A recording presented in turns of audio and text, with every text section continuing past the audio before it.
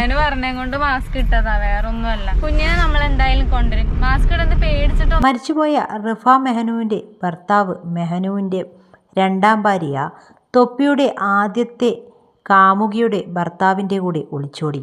Valentine's day ആയിട്ട് വലിയൊരു tragedy തന്നെയാണ് നടന്നിരിക്കുന്നത്. മെഹനാസിൻ്റെ ഭാര്യയുടെ അടുത്ത സുഹൃത്തായിരുന്നു ഫസ്മിന.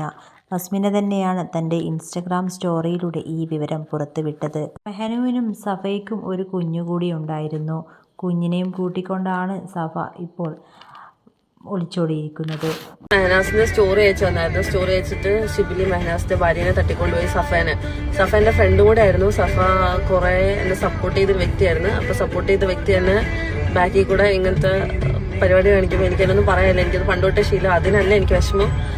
മെഹനാസ് ഈ സംഭവം രാവിലെ വിളിച്ച് പറഞ്ഞു കുറെ കരഞ്ഞായിരുന്നു. അപ്പം ഐ ഫീൽ വെരി സാഡ്. മെഹനാസിൻ്റെ ആദ്യ ഭാര്യയുടെ മരണശേഷം മെഹനാസും രണ്ടാം ഭാര്യ സഫ മെഹനാസും വാർത്തകളിൽ നിറഞ്ഞു നിന്നിരുന്നു.